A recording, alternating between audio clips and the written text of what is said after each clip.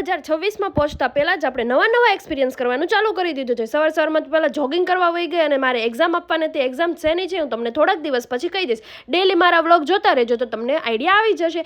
પછી તો બપોરે ઘરે આવીને મસ્ત રસોઈ બનાવીને મેં રસોઈ કરી લીધી હતી અને જમી પણ લીધું હતું અને સાંજે જવાનું હતું મારે ટાટા બાય બાય એટલે નીકળી ગઈ હતી. લાલુભાઈ આવ્યો હતો એની જોડે જાડીબેનની ઓફિસે પહોંચીને ફટાફટ મારે કરવાનું હતું એડિટિંગ, એટલે એડિટિંગ કરી નાખ્યું અને પછી મસ્ત એડિટિંગ થઈ ગયું એટલે અમે બધા ફ્રી થઈને નીકળી ગયા હતા જમવા માટે.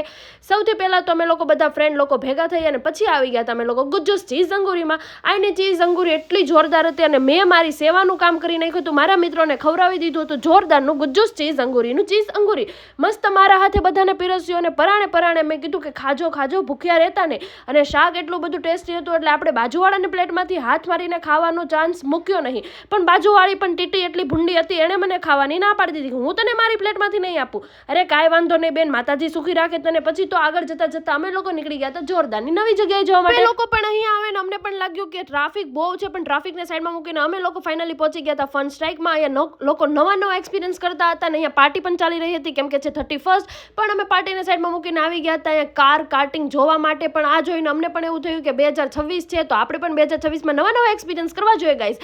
એટલે અહીંયા આવીને અમે લોકો પણ બધાએ પોતાના ફોર્મ ફિલ કરી દીધા અને બધાએ કીધું કે ચાલો આપણે પણ આવા એક્સપિરિયન્સ કરીએ. અને એટલા જોરદારના એક્સપિરિયન્સ થયા છે ને ગાઈઝ. આનો આખો ફૂલ વિડીયો મારી યુટ્યુબ ચેનલ ઉપર આવી ગયો છે અને તમારે જોવો હોય તો નીચે ડિસ્ક્રિપ્શનમાં લિંક આપેલી છે, ત્યાં જઈને મારો વિડીયો જોવો. બહુ જ જોરદારનો વિડીયો છે. આવો વિડીયો તમે પહેલી વાર જ જોયો છે કદાચ.